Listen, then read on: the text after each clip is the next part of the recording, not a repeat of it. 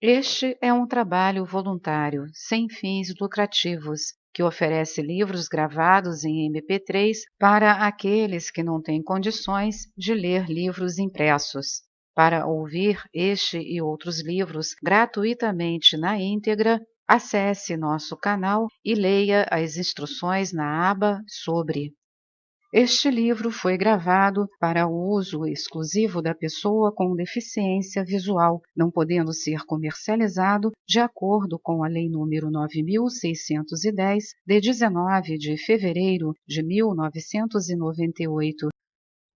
Disseram a Euristeu que numa distante ilha, não sabiam onde, habitava um poderoso gigante por nome Gerião, que lá morava e dominava como se fosse um verdadeiro rei. Possuía tal gigante enorme e selecionado rebanho bovino, quase todo roubado dos criadores vizinhos. Todos ali sabiam desses roubos, mas ninguém tinha bastante coragem para enfrentar o poderoso ladrão. Além da enorme força física, possuía o descomunal Gerião um corpo com 3 cabeças, 6 braços e 6 olhos, que podiam funcionar com movimentos independentes entre si. Isso dava ao monstruoso indivíduo enorme vantagem no manejo das lanças, dos arcos e flechas que eram por ele usados simultaneamente com excepcional perícia. Possuía Gerião, disseram a Euristeu, 4 enormes bois vermelhos que, parecendo ensinados, obedeciam enfurecidos, embora eles submissos, às ordens do dono. Assim, obedientes, iam às fazendas da região, destruíam plantações e traziam encurralados para as pastagens de Gerião os melhores rebanhos da redondeza.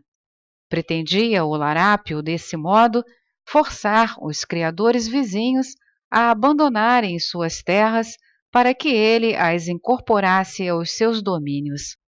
O rei Euristeu logo se interessa pelos 4 bois vermelhos.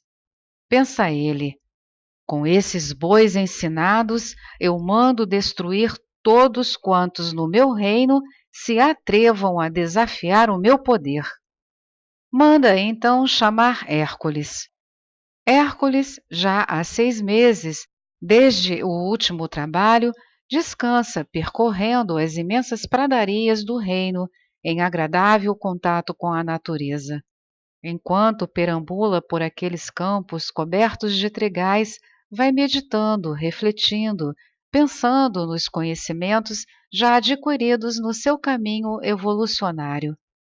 Meditando, pensando sobre o triste episódio ocorrido com Hipólita, resolve não mais usar suas armas, clava, lança, arco e flechas, e evitar a todo custo matar qualquer ser humano. Estes seus pensamentos são interrompidos pelo chamado de Euristeu. Segue Hércules para Micenas e, em palácio, se apresenta ao rei. Hércules, traga aqui os 4 bois vermelhos de Gerião, diz-lhe Euristeu. Hércules assente com a cabeça e se retira de palácio. Vai meditar, refletir sobre o seu novo trabalho e pensar no meio de executá-lo. Já ouvira falar vagamente da existência desse tal Gerião e dos seus 4 bois vermelhos, mas não tinha a menor ideia onde eles viviam. Tenta lembrar-se de quem lhe falara sobre eles e não consegue. Começa então sua busca perguntando. Pergunta a todos com quem se encontra, mas ninguém lhe sabe informar. Resolve estender sua pesquisa pela região sul e para lá se encaminha. Por onde passa, por mais que pergunte, ninguém lhe dá qualquer notícia de Gerião. Depois de percorrer toda a região sul, volta a Micenas. Retoma suas buscas, agora caminhando na direção da região norte. Anda pelas mais distantes paragens dessa região, sempre perguntando, procurando, inquirindo. Os anos vão se passando, o tempo correndo, sem contudo encontrar Hércules qualquer pista que o leve a Gerião. Cansado de tanto andar, desanimado de tanto procurar, volta novamente a Micenas e dirige-se para o leste, e a busca continua. O cansaço cada dia é maior. Os anos continuam passando e ele continua procurando, buscando, inquirindo, mas nenhuma notícia útil é obtida. Volta Hércules a Micenas e lembra-se de que lhe falta ir ao ocidente. E ao lembrar-se dessa região, um sentimento de desgosto lhe invade o ser. Foi nela que ele conheceu e matou Hipólita, a rainha das Amazonas. Mas segue para lá. Andando sempre, passa pelos mais longínquos pontos da região ocidental. Percorre a desértica região arábica, estafado pela inclemência do rigoroso sol. Anda pela distante Líbia e tem aí a primeira notícia sobre Gerião e os seus 4 bois vermelhos. Informaram-lhe que o gigante procurado vivia na ilha de Erítia, do outro lado do grande oceano, o mar Egeu. Segue Hércules, agora mais animado, na direção do mar Egeu, e enquanto caminha, vai pensando em como resolver mais este problema. Como atravessar o mar Egeu e chegar à ilha Erítia, onde vive Gerião. E para isso vai precisar de uma embarcação que, chegando à beira-mar, o transporte. E pensando, meditando, refletindo, tenta encontrar um meio de solucionar o problema do seu transporte para a ilha onde habita Gerião. Resolve, então, pedir ao deus Hélio, ao próprio Sol, portanto, a sua barca emprestada, a mesma que transporta o deus diariamente à noite por sob o mar, do ocidente para o oriente, a fim de recomeçar no outro dia a sua viagem pelo céu, do oriente para o ocidente, barca que já lhe fora emprestada por Apolo para a trágica viagem de Hércules em busca do cinturão de Hipólita. Pede então Hércules ao deus Hélio que lhe empreste a sua barca dourada. O deus se nega a atender ao pedido e Hércules sabe que tal negativa é resultante da trágica ocorrência do massacre das Amazonas.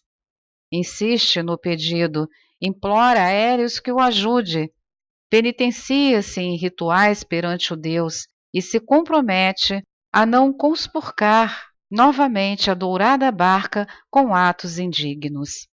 O deus Hélio penaliza-se e faz descer bem à sua frente, no porto do mar Egeu, a linda barca. Hércules humildemente agradece ao deus e embarca em direção a Erítia. Após navegar, cortando as águas azuis do mar Egeu, aporta a ilha. Cuidadosamente, procurando sempre não cometer erros, informa-se sobre Gerião e os seus 4 bois vermelhos. E ali as informações são muitas e muito fáceis de encontrar. Todos sabem da vida do desonesto gigante. Os 4 bois vermelhos existem e são terríveis. Devastam todas as plantações vizinhas às terras de Gerião, cercam e conduzem os melhores rebanhos de gado das redondezas para as pastagens do monstruoso ladrão. Tudo o que de Gerião disseram a Euristeu, Hércules soube nas informações que obteve ali na ilha.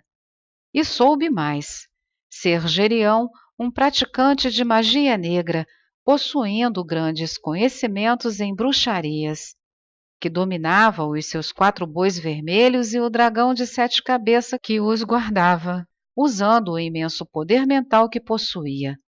Conhecia Gerião, informaram a Hércules, os poderes das forças ocultas e inventara um instrumento que, por ele acionado, emitia um estranho ruído. Tal ruído despertava as 7 cabeças do dragão, quase sempre adormecido numa caverna. Despertas, estas produziam um som que enlouquecia os 4 bois vermelhos, mas os mantinha dóceis ao feiticeiro, cumprindo fielmente todas as ordens dele emanadas. Hércules recolhe-se para refletir, pensar, meditar. Sem as suas armas, pensa, e ele jamais voltaria a usá-las. Como enfrentar todo o poder de Gerião, já tão forte fisicamente e o pior, possuindo, como dizem, esse grande conhecimento oculto? Pensando, meditando, refletindo, resolve ir até aos domínios de Gerião, observar cuidadosamente o que lá ocorre, para então traçar uma estratégia de ação. Mas, intuitivamente, sabe Hércules que há de encontrar uma maneira de cumprir o seu trabalho. Informa-se onde ficam as terras do terrível gigante e espera anoitecer. Encoberto pela noite, parte Hércules, com imenso cuidado, para o local onde soubera encontram-se os 4 bois vermelhos e o dragão de 7 cabeças. Lá chegando, avista de longe os 4 bois vermelhos pastando calmamente, mas não vê o dragão. Vê, próximas aos bois, 2 cavernas, uma ao lado da outra, e deduz ser ali a morada do dragão de 7 cabeças. Não muito distante das cavernas, observa Hércules algumas árvores frondosas e vê nelas um ótimo esconderijo para ele. Escolhe uma, a mais estrategicamente colocada. Com incrível facilidade, sobe ao mais alto ponto de sua frondosa copa e ali instala-se mais ou menos confortavelmente. Fica aguardando os acontecimentos e pensando, meditando, refletindo. Enquanto aguarda os acontecimentos, ali em cima instalado, vai Hércules preparando um plano de ação. Se Gerião tem todo esse poder mental e conhecimentos que dizem possuir, terei de anular a percepção dele em relação à minha presença e o que eu vim fazer aqui. Para conseguir isso, terei de evitar criar ansiedades, para que ele não capte as vibrações por elas geradas e desconfie da minha presença. Pensa Hércules. E a melhor maneira de evitar-se gerar ansiedades é o relaxamento do corpo e o esvaziamento da mente pela meditação. Hércules, então, sentado na mais frondosa copa de imensa árvore, medita, enquanto lá embaixo, pastando tranquilamente, estão os 4 bois vermelhos. Quanto tempo passou ali, Hércules não sabe, mas transcorreu muito tempo. A noite passou, veio o outro dia, nova noite, novo dia. Os dias e as noites vão passando e nada de novo acontece. Hércules, lá de cima da árvore, continua meditando, pensando, refletindo. Uma noite, entretanto, enquanto meditava na copa da árvore e a lua passeava no céu meio encoberto por espessa nuvem, Hércules percebe que lá distante, à esquerda do seu posto de observação, vem um homem em sua direção. À medida em que o homem se aproxima do local onde Hércules está, a forma dele, iluminada pelo reflexo da luz da lua, vai se tornando mais visível a Hércules. Era Gerião. Seu enorme corpo de gigante, sustentado pelas 2 musculosas pernas, estava todo protegido por uma couraça. Da parte superior do seu forte tronco saem 6 braços e 3 cabeças, estas protegidas por fortes capacetes. Dos 6 braços, 2 esquerdos seguram com as mãos um escudo cada um, e os 2 braços direitos seguram cada um uma pontuda lança. Os 2 braços restantes, direito e esquerdo, carregam um objeto de madeira de forma cilíndrica, parecido com um tambor. Encaminha-se aquela estranhíssima figura diretamente para o local onde pastam os 4 bois vermelhos e senta-se numa pedra existente bem em frente às 2 cavernas, de costas para elas, colocando em sua frente o tambor no chão. A luz da lua, que reflete fracamente, porque meio encobertas por nuvens, dá a Hércules uma boa visão do quadro que lá embaixo observa.